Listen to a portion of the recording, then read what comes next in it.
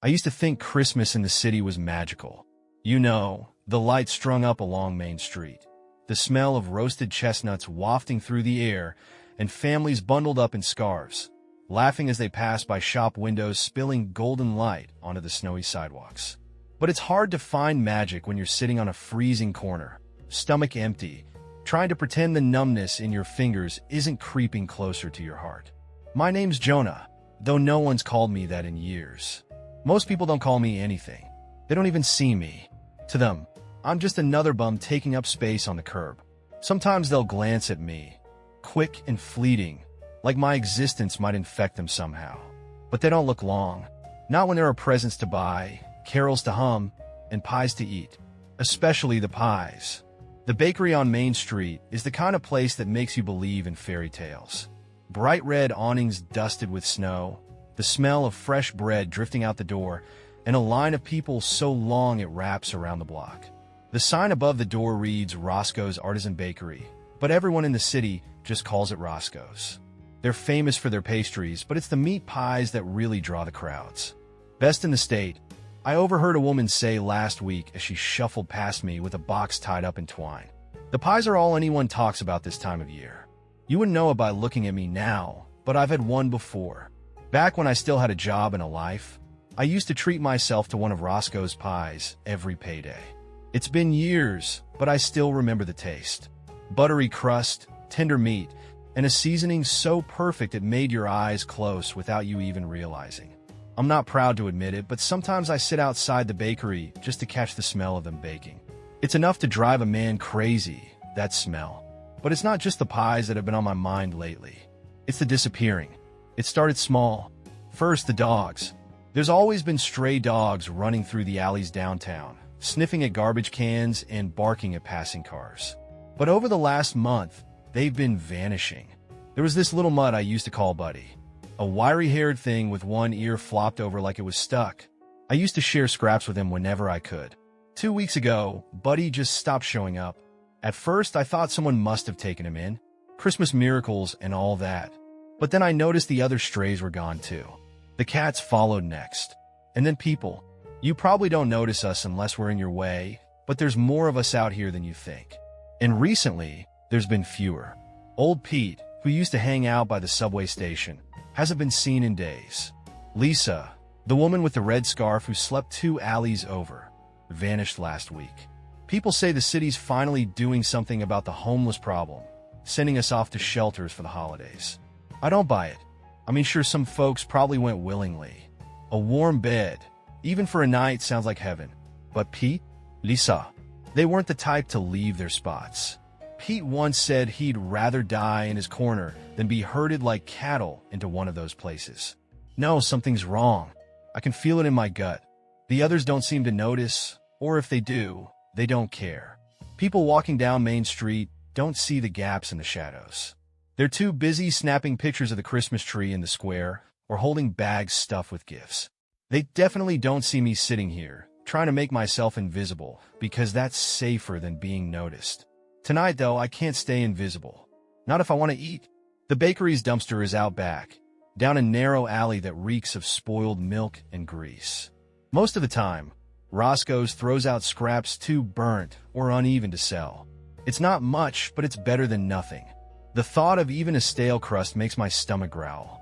I wait until the streetlights come on, casting long shadows that stretch across the snow-dusted alley. Most of the bakery workers are gone by now, though I can still see the glow of light spilling from the back window. Someone's still working. I pull my coat tighter and shuffle toward the dumpster, boots crunching on the ice. The smell hits me first, sharp and sour, with just a hint of cinnamon. My mouth waters as I lift the lid, peering inside. At first glance, it's the usual mix of flour-covered cardboard and greasy parchment paper. But deeper down, I spot something wrapped in butcher's paper. My fingers are so cold it takes me a few tries to grab it. The paper's damp, but it feels heavy, promising. I don't think twice before unwrapping it. Inside, I find nothing. No crust, no meat. Just a glistening pile of fat and bone fragments. My stomach churns as I drop it back into the dumpster. That's when I hear the footsteps. They're soft at first, just the crunch of snow behind me. I turn my head slightly, just enough to catch a shadow stretching across the ground. Whoever it is, they're big, and they're close. Sorry, I say, my voice hoarse. Didn't mean to. Before I can finish, there's a sharp pain in the back of my head. The world tilts, and the ground rushes up to meet me. Snow fills my nose, my mouth. Everything goes dark. The last thing I hear before slipping away is the sound of a man humming a Christmas tune. When I come to, the first thing I notice is the cold. It's not the biting, numbing cold of the streets, but something sharper. It sinks into my skin, nestling deep in my bones like it's been waiting for me. The air tastes metallic, heavy with a faint tang of blood and rust. My head pounds, and when I try to move, I realize I can't. My wrists are bound behind me, biting into my skin. My mouth is gagged with something rough and sour. I blink, trying to adjust to the dim light. The world swims, but eventually shapes start to form. The walls are bare concrete, streaked with dark stains that I don't want to think about. There's a low table against one wall, cluttered with tools. At first, I think it's just junk, a mess of knives, saws, and metal hooks, but then my brain catches up. These aren't random tools. This is a butcher's table. I'm in a basement. Panic flares, and I pull against the ropes binding me, but they don't give. The rough fibers scrape against my skin, and I wince. My breathing comes fast through my nose, the gag making it hard to get enough air. I force myself to stop struggling and take in my surroundings. That's when I see the window. It's small, just a narrow rectangle near the ceiling, but it's there. A sliver of light spills through, weak and yellow, probably from a street lamp outside. I shift slightly, craning my neck to get a better look. From this angle, I can just make out the sidewalk above. Feet shuffle past, boots crunching on snow. A woman walks by, holding a child's hand. They're laughing, their breath fogging in the cold night air. I want to scream. I want to bang on the wall, throw something, anything to get their attention. But the gag muffles my voice to a pathetic whimper, and the ropes keep me anchored to the cold, damp floor. They can't see me. They don't even know I'm here. Above me, I hear muffled voices. They're faint, but I can tell they're coming from upstairs. Laughter, chatter, pots clattering. It sounds so normal, like the kind of noise you'd hear from the back of any restaurant. Someone hums a familiar Christmas tune, "Deck the Halls," and a pang of dread ripples through me. It's the same tune I heard before everything went black. I shift again, and something wet touches my arm. I flinch, turning my head to see a dark, glistening puddle pooling beneath me. It smells sharp, like copper. Fresh blood. My breath hitches, and I realize there's a drain just inches from my face. The puddle trickles toward it, disappearing into the grate. This is wrong. All of this is wrong. I twist my head again, trying to make out more of the room. Behind the butcher's table, I notice something that makes my stomach churn. A steel hook hangs from the ceiling, a thick chain attached to it. It sways slightly, creaking in the still air. Beneath it, there's a metal bucket. The inside is streaked with something dark and dried. I don't need to think hard to figure out what's been happening here. The voices above grow louder for a moment, then fade again. I try to piece together where I am, who brought me here. The last thing I remember is the alley behind the bakery. Roscoe's, the dumpster, the footsteps, the Christmas tune. My stomach twists. It can't be. Footsteps. They're heavy, deliberate, and getting closer. My body tenses as the sound of a key turning in a lock echoes through the basement. The door creaks open, flooding the room with a harsher, yellow light. I squint, trying to make out the figure descending the steps. The man is huge, his silhouette blocking out most of the light behind him. As he steps closer, the details come into focus. He's wearing a blood-stained apron over a thick flannel shirt, his hands massive and calloused. His face is round and ruddy, framed by a scruffy beard flecked with gray. He looks like someone's jovial uncle, the kind of guy you'd trust to grill burgers at a family barbecue. But the butcher knife in his hand tells a different story. He's whistling, the same Christmas tune. I try to scream, but the gag muffles it into a weak, desperate sound. The man notices. His eyes flick to me, and his lips curl into a smile. "Good, you're awake," he says, his voice deep and gravelly. It's the kind of voice that would sound warm if the words weren't so cold. I thrash against the ropes, the panic bubbling up and spilling over. The man chuckles, shaking his head. Easy there, friend. No use fighting it. You're not the first, and you won't be the last. He sets the knife down on the table, picking up a rag to wipe his hands. The smell of blood grows stronger, and my stomach heaves. You're going to make a lot of people happy this season, he says almost cheerfully. The pies have been flying off the shelves. Best Christmas we've ever had. All thanks to folks like you. I shake my head, my muffled screams rising in pitch. Tears blur my vision as I pull harder against the ropes, the fibers digging into my wrists until they're slick with blood. The man tilts his head, watching me with a kind of amused curiosity. Don't take it personal, he says. We all have to eat, don't we? He steps closer, looming over me, and I can see the glint of something dark in his eyes. Something empty. And trust me, he adds, lowering his voice to a whisper. You're gonna taste real good. I don't know how long I've been lying here, staring up at that narrow window. Time in this basement feels stretched and distorted, like the cold, damp air is weighing it down. The faint light from the street lamp outside flickers sometimes, reminding me that the world is still spinning above me, that life is still going on, just out of reach. But for me, time has turned into a slow, agonizing drip. The man hasn't been back since he left me here. His whistling still echoes in my ears, that same haunting Christmas tune that now feels more like a dirge. My wrists are raw from pulling against the ropes, and my gag is soaked with sweat and spit, but I haven't stopped trying to free myself. My whole body aches, but I keep at it. The alternative is unthinkable. At some point, hours, maybe, I feel the slightest give in the ropes. It's nothing, just the tiniest shift of fibers against my skin, but it's enough to give me hope. I double down, twisting my hands, using what little strength I have left to pull, to fray, to tear. And finally, the knot slips. My arms are free. The relief is overwhelming, and I almost collapse back onto the floor, but I can't stop now. I fumble with the gag, yanking it out of my mouth and spitting, choking on the taste of mildew and rot.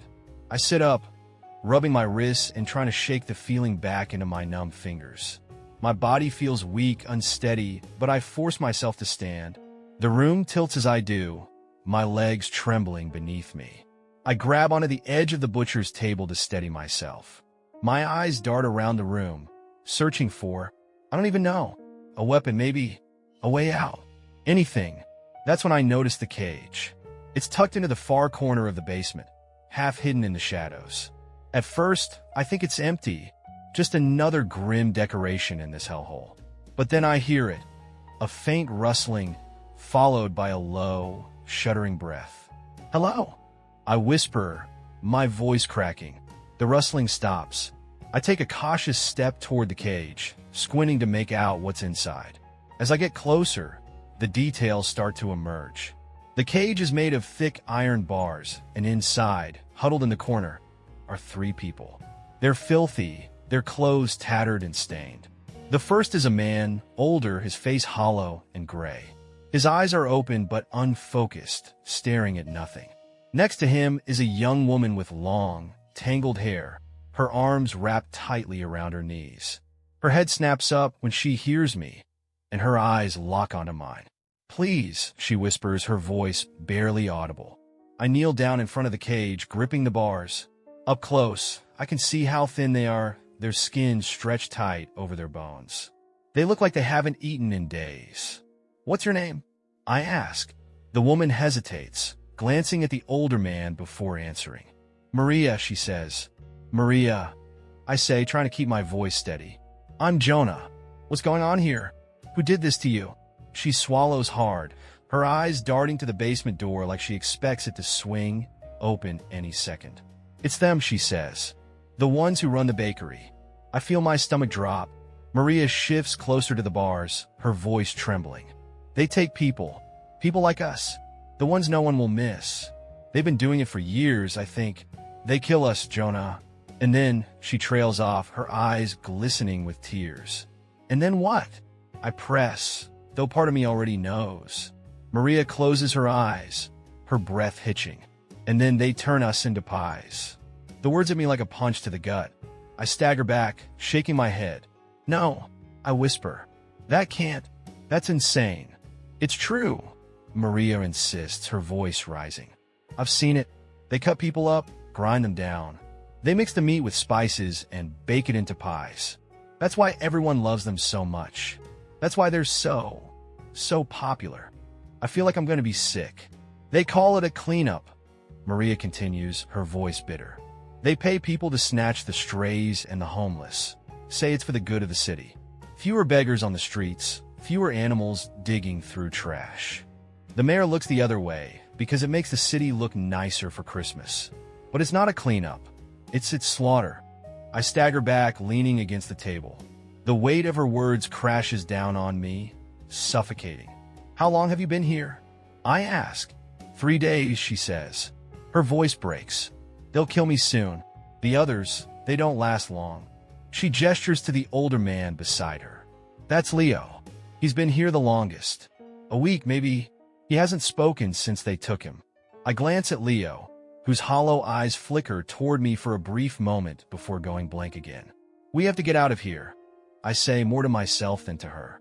Maria shakes her head. There's no way out. The only door is locked, and even if you get past it, they're always watching. And there's the grinder. The grinder? Her face pales. It's in the next room. That's where they take people. I heard it when they took the others. Her voice breaks again, and she buries her face in her hands. I clench my fists, my mind racing. I can't stay here. I can't let them turn me, or Maria, or Leo, into whatever monstrosity they've been serving to the city. There has to be a way out. Maria, I say, trying to sound confident even though my heart is pounding. I'm not leaving you here. I'll find a way. I'll come back. She doesn't look up.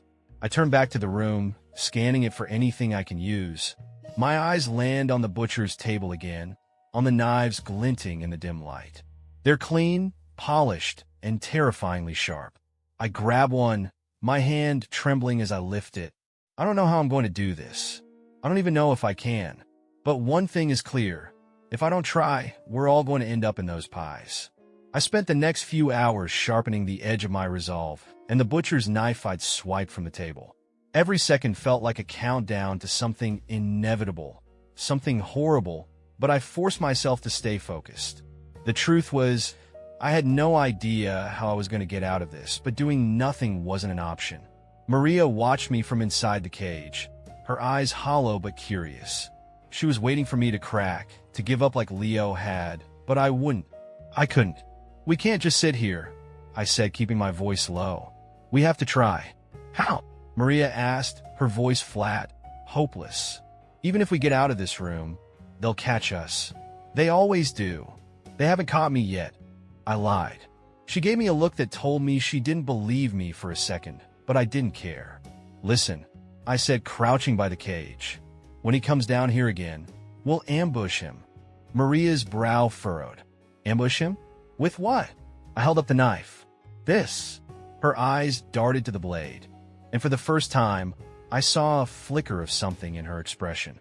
Not quite hope, but close enough. What about the rest of us? She asked. I glanced around the room, searching for anything I could use. My eyes landed on a rusted metal pipe leaning against the wall near the drain. It looked heavy, solid. We'll use the pipe too, I said, nodding toward it. If we all work together, we can take him down. Maria looked doubtful, but she didn't argue. The man in the corner, Leo, didn't even look up. He just kept staring at the floor, lost in whatever nightmare he'd been trapped in since he was brought here. Maria, I said, leaning closer. We can do this. We have to.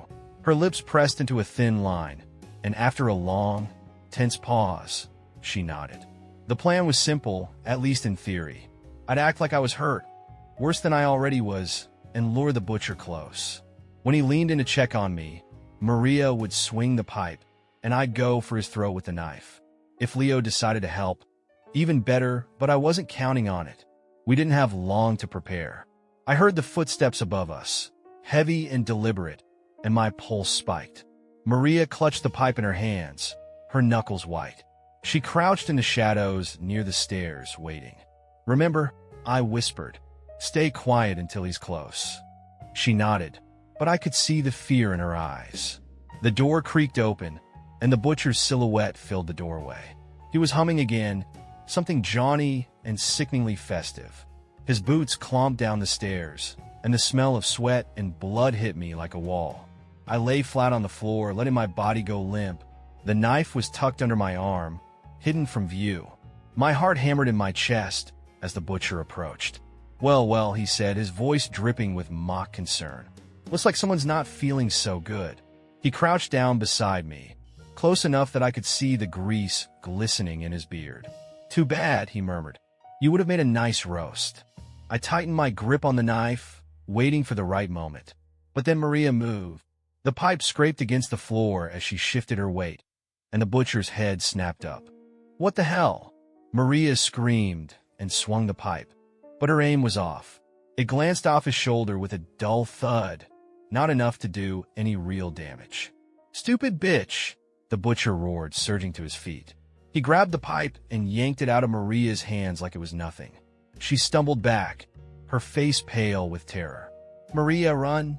I shouted, forgetting the knife in my panic. But it was too late. The butcher grabbed her by the hair and dragged her toward the stairs. She kicked and screamed, clawing at his arm, but he didn't even flinch. "You little rats think you can get the jump on me?" he snarled. "I'll show you what happens to trash like you." "Let her go!" I yelled, scrambling to my feet. The butcher turned to me, his eyes gleaming with rage. "Oh, don't worry," he said. "You're next." With one last, savage yank, he dragged Maria up the stairs, her screams echoing through the basement. The door slammed shut, and I was left alone with Leo, who hadn't moved an inch. I don't remember how I got to my feet. My legs felt like jelly and my head was spinning, but I forced myself to move. My hands shook as I reached for the pipe, now lying abandoned on the floor. I had to do something. That's when I saw it. The butcher's keys. They'd fallen from his belt during the struggle, lying just a few feet from where Maria had dropped the pipe. I snatched them up, my fingers trembling. "Leo," I said, my voice hoarse. "Stay here. I'll come back for you." He didn't respond. I didn't wait. The keys jingled in my hands as I fumbled with the lock on the far door. My palms were slick with sweat, and it felt like every second was dragging me closer to some unseen doom. Finally, the lock clicked and the door creaked open. The air inside was colder than the rest of the basement, and I immediately knew why. It was a freezer. The walls were lined with metal shelves, each one stacked with packages wrapped in butcher's paper. My breath fogged in the freezing air as I stepped inside, my stomach churning with every step. I pulled one of the packages from the shelf and unwrapped it with shaking hands. Inside was a slab of raw meat, dark and glistening. At first, I tried to tell myself it could be anything: beef, pork, lamb, but then I saw the tag. It was handwritten, scrawled in looping, casual letters, Jerome. I dropped the package and stumbled back, knocking into the shelf behind me. More packages tumbled to the floor, each one labeled with a name. Then I saw it, an empty shelf. The tag on it read Maria. My stomach twisted, and I doubled over, retching. The metallic smell of blood filled my nose, and I couldn't stop picturing her screams. Maria was gone. I can't feel my hands anymore. I've been pounding on the basement walls, clawing at the small window with every ounce of strength I have left, but it's no use. My fingers are bloody and raw, leaving smears on the cold glass, but I don't stop. Outside, life goes on like nothing's wrong. I can see the faint glow of Christmas lights reflecting off the snow, couples strolling arm in arm, kids laughing and tugging on their parents' sleeves. The bakery is still open, its line of customers stretching down the block. Their faces are flushed with holiday cheer, unaware of the screams trapped just a few feet below their feet. "Help!" I yell, my voice hoarse and broken. The gag is gone, but it doesn't matter. My voice barely carries past the window. I pick up a piece of bloody fabric, Maria's scarf, left behind in the chaos, and wave it frantically against the glass. It feels ridiculous, hopeless, but I keep at it. A little boy stops in front of the bakery, his mittened hand clutching a toy car. He turns, his bright eyes locking onto the window. "Hey!" I scream, pounding on the glass. "Please, help me." The boy's mouth falls open. He tugs on his mother's coat, pointing at me with his free hand. "Mommy," he says, loud enough that I can hear it faintly through the glass. "There's a man down there." The woman barely glances at the window before ushering him along. "Come on, sweetheart, don't make up stories." "I saw him," the boy insists, looking back over his shoulder. "I really did." I slam my fists against the glass as hard as I can, but the sound is drowned out by a passing car and the faint strains of a street performer's saxophone. The boy and his mother disappear into the crowd, and the faint flicker of hope dies in my chest. I sink to my knees, gasping for air. The blood-streaked scarf falls from my hands, landing in a crumpled heap on the floor.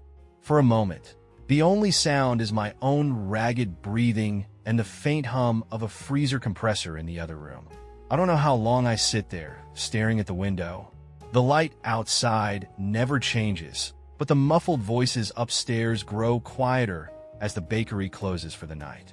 The laughter fades, replaced by the distant sound of a mop scraping against tile. Then I hear it. Footsteps. They're slow and deliberate, coming from directly above me. I know that sound by now. It's him, the butcher. Panic jolts me out of my daze. My mind races, desperate for a plan. I can't let him take me. I won't. I scan the room, my eyes landing on a shard of broken glass lying near the drain. It's jagged and slick with dried blood. Maria's blood, probably, but I don't care. I grab it, gripping it tight enough that it cuts into my palm. The footsteps grow louder, closer. I press myself into the shadows, crouching behind a stack of wooden crates. My heart pounds so hard I'm sure he'll hear it the moment he steps inside. The basement door creaks open, and I see his silhouette against the dim light from the hallway. His massive frame fills the doorway, and the smell of blood and sweat wafts in ahead of him. He doesn't say anything. He doesn't hum this time. He just starts down the stairs, slow and steady, the heavy tread of his boots echoing off the walls. I tighten my grip on the glass shard, ignoring the pain as it bites into my flesh. My muscles coil, ready to spring. He's halfway down the stairs now, close enough that I can see the gleam of his knife, the same one he'd used to butcher God knows how many people before me. I wait until he reaches the bottom step. Then I lunge. The glass catches the dim light as I swing it toward his throat, aiming for the soft flesh just above his collar. But he's faster than I expect. His hand shoots out, grabbing my wrist with a force that feels like iron. "You little shit," he growls, his breath hot and sour against my face. I scream, trying to wrench my arm free, but his grip is unrelenting. He twists my wrist until the glass slips from my hand and clatters to the floor. Before I can react, he slams me against the wall, the impact knocking the wind out of me. "You think you're the first to try that?" he sneers, his lips curling into a cruel smile. I try to kick him, but he pins me down easily, his sheer weight pressing me into the cold concrete. I claw at his arms, but it's like fighting a brick wall. "Feisty," he says. "I like that. Makes the meat tender." He drags me across the floor, my heels scraping against the rough surface. I thrash and scream, but it only seems to amuse him. The door to the freezer looms ahead, its metal surface gleaming in the faint light. My mind screams at me to fight harder, to do something, but my body is weak, broken. And then I see her, the baker's wife. She's standing in the doorway to the kitchen, her hands dusted with flour. She's humming to herself as she ties a red ribbon around a box of pies, her movements calm and practiced. "Fresh batch ready to go," she calls over her shoulder, her voice warm and cheerful. "We'll be sold out before noon tomorrow." The butcher chuckles. "Told you this season would be a good one." She glances down at me, her eyes meeting mine for the briefest moment. For a second, I think I see a flicker of something. Pity, maybe, but it's gone as quickly as it came. "Don't keep the grinder waiting," she says, turning back to her work. I'm dragged into the freezer, the cold air biting into my skin. The butcher hoists me up like a sack of flour, tossing me onto a metal table. The industrial grinder looms behind him, its steel teeth glinting like the maw of some hungry beast. "No," I gasp, my voice barely a whisper. Please. He doesn't respond. He's already turned his attention to the controls, flipping switches and adjusting knobs. The last thing I see before he grabs me is the small window. There's a group of children outside, their noses pressed to the bakery's glass display case. One of them is eating a pie, his face lit up with delight as he licks the crumbs from his fingers. I scream, but the sound is drowned out by the grinder roaring to life. Later, the baker's wife ties a red ribbon around another box of pies. She pauses to glance at the handwritten tag on the side. Limited edition Christmas batch, Jonah. Thanks for watching. If you like the story, click like, subscribe to the channel, and write an idea for the next story in the comments.